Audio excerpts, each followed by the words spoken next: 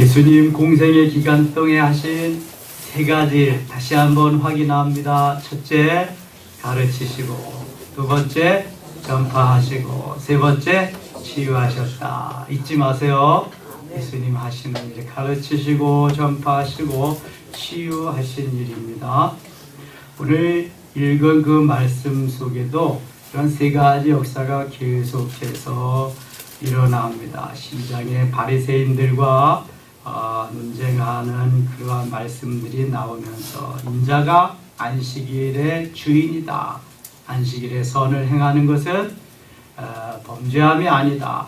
그것은 옳은 일이다. 이렇게 바리새인들을 깨우쳐 주십니다. 그리고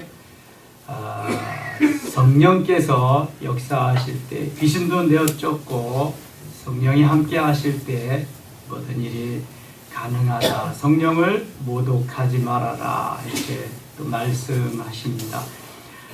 12장 31절 한번 보겠습니다. 12장 31절.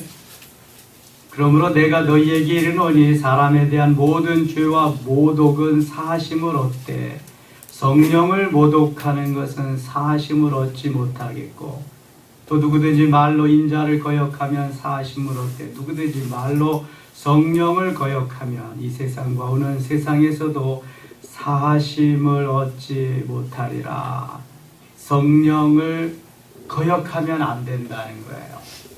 그러니까 오늘도 성령을 쫓아 사는 삶, 성령의 인도하심을 따라서 살아야지 성령을 거역하고 내 욕심과 욕망 속에서 내 뜻대로 살면 안 된다는 거예요. 그래서 뭐라고 설명하시냐면 33절에 나무도 좋고 열매도 좋다 하든지 나무도 좋지 않고 열매도 좋지 않다 하든지 하라. 그 열매로 나무를 아느니라. 열매가 어떤 열매를 맺었느냐에 따라서 그 나무의 됨됨이를 알 수 있다는 것입니다. 나무가 좋으면 열매도 좋은 열매를 맺는다는 거죠. 34절 독사의 자식들아 너희는 악하니 어떻게 선한 말을 할 수 있느냐. 이는 마음에 가득한 것을 입으로 말하니라. 지금 바리새인들 서기관들에게 하는 말씀입니다. 속에 악한 독을 품고 선한 말을 할 수 없다는 거죠. 선한 사람은 그 쌓은 선에서 선한 것을 내고 악한 사람은 그 쌓은 악에서 악한 것을 내느니라. 내가 너희에게 이르노니 사람이 무슨 무익한 말을 하든지 심판날에 이에 대하여 신문을 받으리라. 내 말로 의롭다함을 받고 내 말로 정죄함을 받으리라. 갈라디아서 6장 7절에 사람이 무엇으로 심든지 그대로 거두리라 말씀합니다. 악한 것을 심으면 악한 것을 거두고 선한 것을 심으면 선한 것을 거둔다는 것입니다. 좋은 것을 심어야 됩니다. 어제 새벽에도 나눴지요. 너희는 가서 평안을 빌어라. 만일 복을 빌었을 때 그들이 복받을 만한 그릇이 안 되면 빈 복이 누구에게 오겠느냐. 다시 너에게 돌아온다는 거예요. 저주해봐라.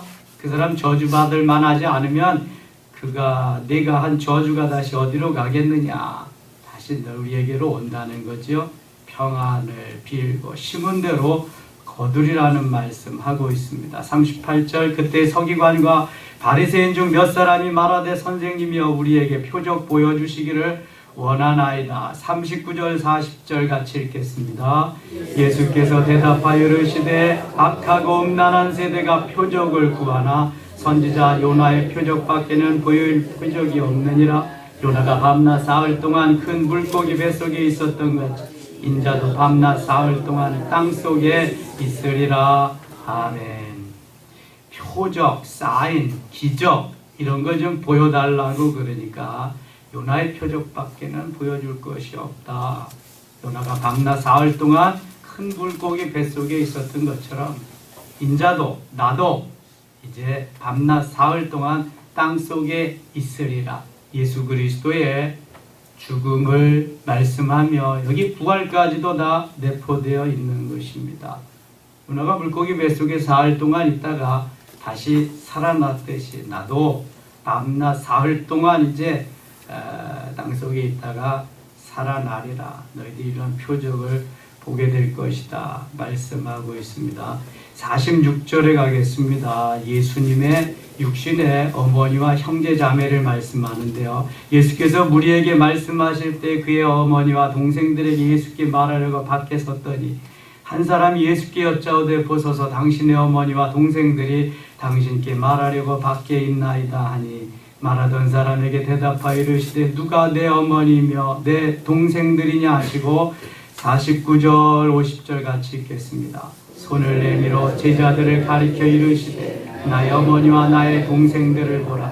누구든지 하늘에 계신 내 아버지의 뜻대로 하는 자가 내 형제여 자매여 어머니이니라 하시더라. 아멘. 육신의 피부치가 가까운 건 사실입니다. 근데 예수님은 아버지의 뜻대로 행하는 자라야 내 어머니여 내 형제와 자매다. 아버지의 뜻대로 사는, 주님 뜻대로 살아가는 그러한 자를 형제와 자매라고 이렇게 말씀하고 있습니다.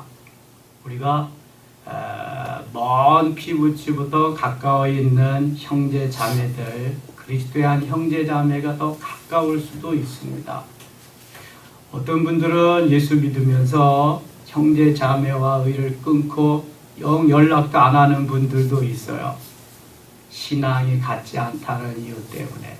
그래서도 안 되지만 사실 예수님과 같이 그리스도의 피를 아는 형제 자매를 귀하게 여기는 하나님의 뜻 가운데에서 하나님의 자녀들을 귀하게 여기는 주님은 모두가 다 이렇게 되기를 원하는 마음을 가지고 복음을 전하고 있습니다. 편협된 그러한 마음이 아닌 거죠. 그러니까 주님이시죠. 예수 그리스도.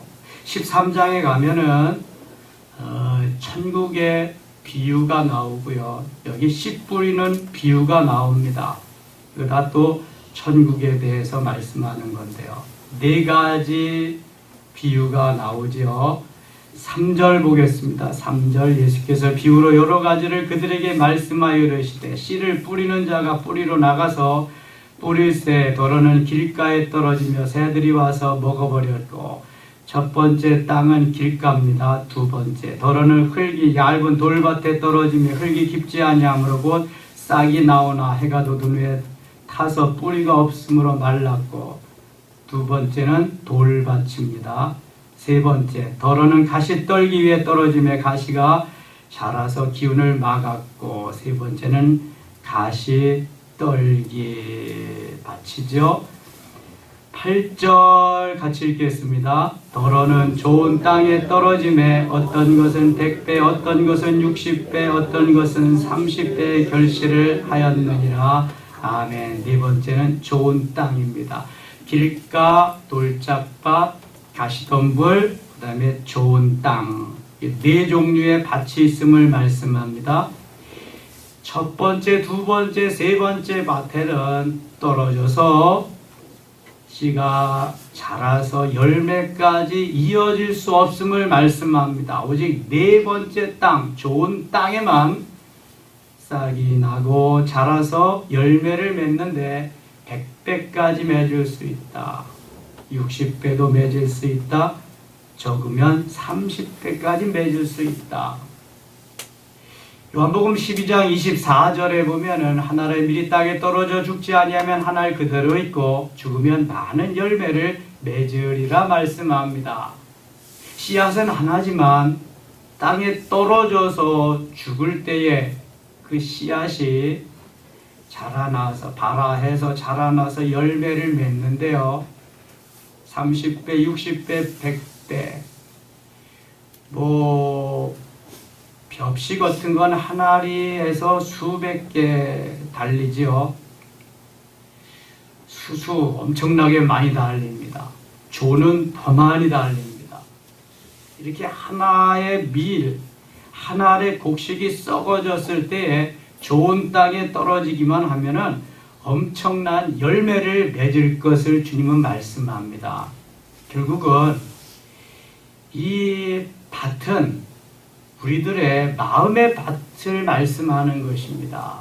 우리의 마음의 밭이 어떤 사람은 길가와 같고 어떤 사람은 돌짝밭과 같고 어떤 사람은 가시밭과 같고 어떤 사람은 옥토와 같이 좋은 땅과 같은 밭이 있다는 것입니다.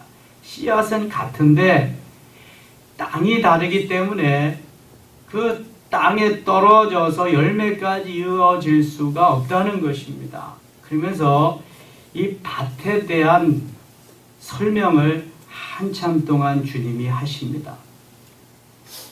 자, 넘겨보겠습니다. 18절 보겠습니다. 18절. 그런즉 그 씨 뿌리는 비유를 들으라. 아무나 천국 말씀을 듣고 깨닫지 못할 때는 악한 자가 와서 그 마음에 뿌려진 것을 빼앗나니는 것 길가에 뿌려진 자요. 길가에 씨가 뿌려졌다는 것은 악한 자가 와서 그 씨앗을 다 빼앗아 간다는 거야. 먹을 수 없도록 한다는 거예요. 여러분, 예배 시간에 졸면은요, 사탄이 와서 다 빼앗아 가서 아무것도 남는 게 없습니다. 졸면 안 됩니다. 여러분, 예배는 집중해서 하나님 앞에 경건하게 드려야 됩니다. 세상에 우상 섬기는 사람도요, 목욕 재개하건 깨끗이 하고 정한수 떠놓고 그렇게 하는데, 살아계신 하나님 앞에 예배하는데 와서 침 흘리고 자고 졸고 이거 되겠습니까? 이게 사탄이 벌써 와서 잡고 있는 거야. 다 빼앗아 가는 겁니다. 연애 받지 못하게. 이 길가에 씨가 떨어지는 게 그런 겁니다.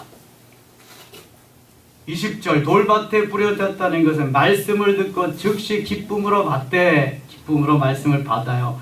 그 속에 뿌리가 없어 잠시 견디다가 말씀으로 말미암아 환난이나 박해가 일어날 때는 곧 넘어지는, 환난과 핍박, 박해, 뿌리가 박히지 못하니까 곧 넘어진다는 거죠. 아, 내 신앙은 돌밭에 뿌려진 신앙 같구나. 그 다음에 가시떨기에 뿌려졌다는 것은 말씀을 들으나 세상의 염려와 재물의 유혹에 말씀이 막혀 결실하지 못한다. 세상 염려, 걱정, 특별히 재물까지 여기에 말씀하시면서 그 유혹에 말씀이 막혀서 결실하지 못한다. 이런 사람이 있을까요? 없을까요? 많습니다. 있는 게 아니라. 23절 같이 읽어요. 좋은 땅에 뿌려졌다는 것은 말씀을 듣고 깨닫는 자니 결실하여 어떤 것은 100배, 어떤 것은 60배, 어떤 것은 30배가 되느니라 하시더라. 아멘. 아, 와서 예배 드린다고 다 은혜 받는 게 아니구나. 분명히 주님이 말씀하셔요. 다 파악하고, 너는 길가와 같고, 너는 돌짝밭과 같고, 너는 가시덤불과 같다. 이 사람은 옥토와 좋은 땅에 뿌려지는 좋은 씨앗이다. 여러분, 좋은 땅, 옥토가 되시기 바랍니다. 그래야 잘 자라서 열매를 맺을 수가 있습니다. 주님이 기뻐하는 그러한 삶입니다. 열매 맺는 삶. 가을에 열매를 맺지 못하면 주인은 허탈합니다. 농사 헛짓는 것입니다. 반드시 열매를 맺어야 됩니다. 31절 가겠습니다. 또 비유를 들어 이르시되 천국은 마치 사람이 자기 밭에 갖다 심은 겨자씨 하나를 같으니, 씨 중에 작은 씨가 겨자씨라 그러죠. 32절 같이 읽겠습니다. 이는 모든 씨보다 작은 것이로되 자란 후에는 풀보다 커서 나무가 되며 공중의 새들이 와서 그 가지에 깃들으니라. 아멘.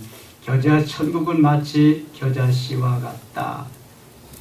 33절, 또 비유로 말씀하시되 천국은 마치 여자가 가루 서말 속에 갖다 넣어 전부 부풀게 한 누룩과 같으니라.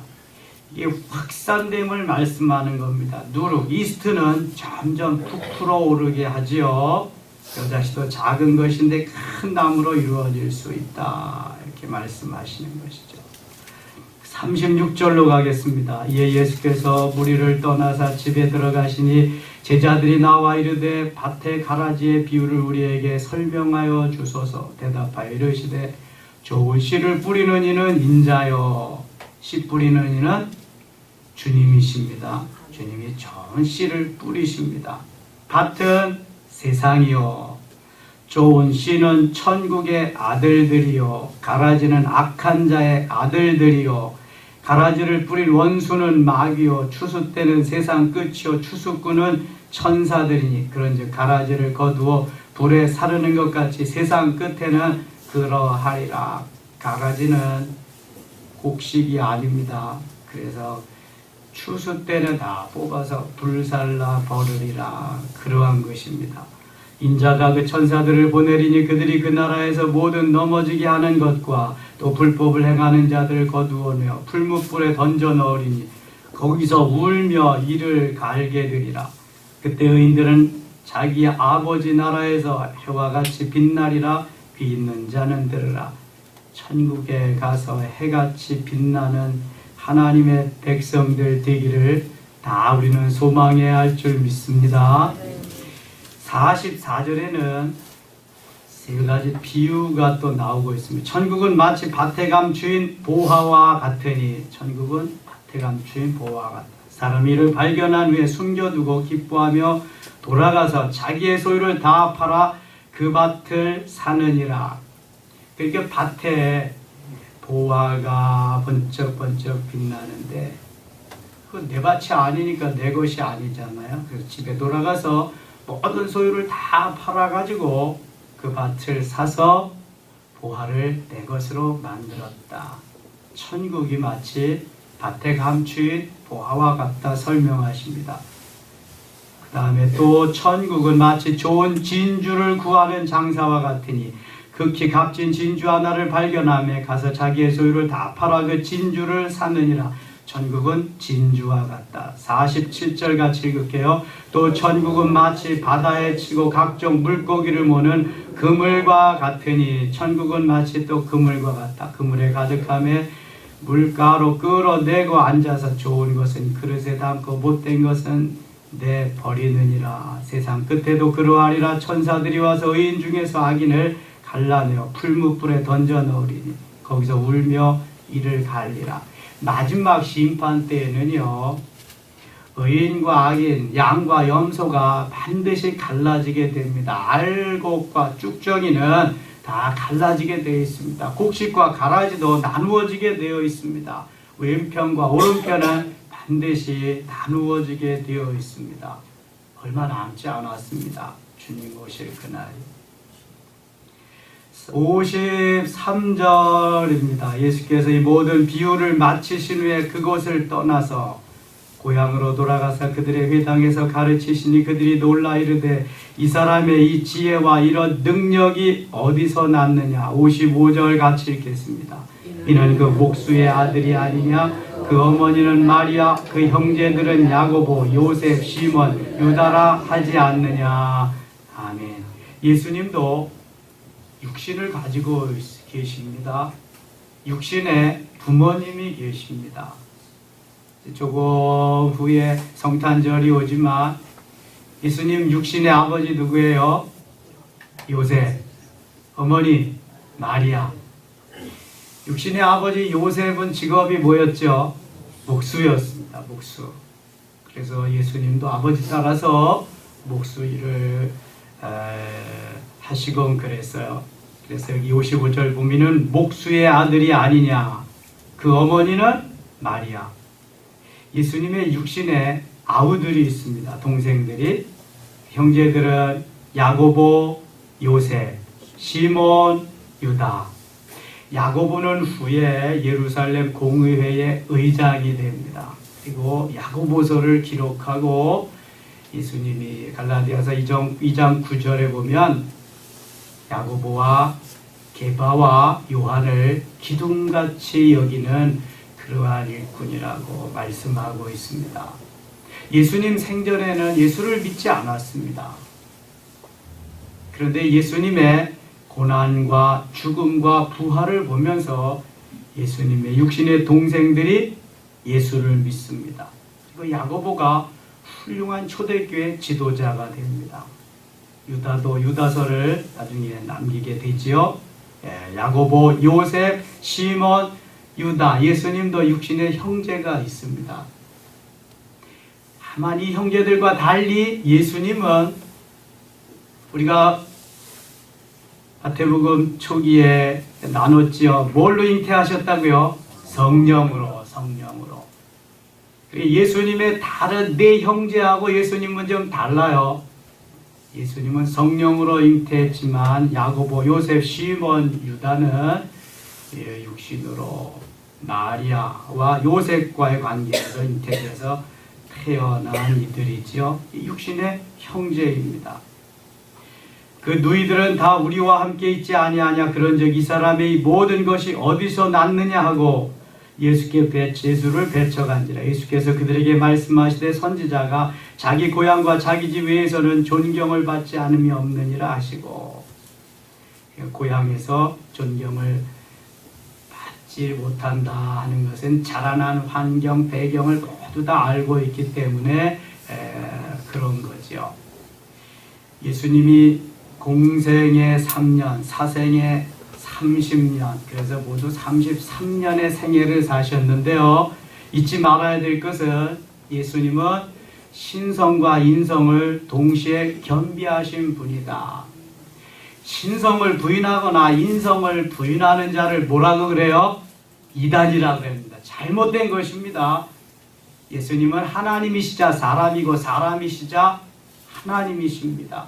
신성과 인성을 동시에 가지신 분이 예수님밖에 안 계십니다. 그래서 꼭 이것을 기억해야 되고요. 어느 것 하나만을 부인해도 그건 잘못된 신앙입니다. 성경은 분명히 가르쳐주고 있습니다. 성령으로 잉태했지만 육신적으로 이 땅에 오신 분. 그래서 하나님이시자 사람된 예수 그리스도. 꼭 신학적으로 여러분 성경적으로 인정하시고 그렇게 해야 안상홍 증인같이 안상홍 하나님 아버지, 장길자 하나님 어머니 이렇게 믿으면 안 됩니다. 그래서 안상홍님 지으신 모든 세계 거기 찬송 그렇게 안 됩니다. 이렇게까지 가면 안 되는 거예요. 우리는 반드시 성경 그대로를 믿고 따를 때 역사가 일어날 줄 믿습니다. 오늘도 주 안에서 주의 말씀으로 승리하는 하루 되시기를 원합니다. 기도하겠습니다. 아버지 하나님 고맙습니다. 또 하루 출발합니다. 말씀에 기초하여 기도하면서 아름다운 빌딩을 세우고 주님 말씀 순종하면서 주의 일 이루기를 원합니다. 오늘도 말씀하시고 깨우쳐 주시고 기도할 때 큰 은혜 내려 주시옵소서. 예수님 이름으로 기도드리옵나이다. 아멘.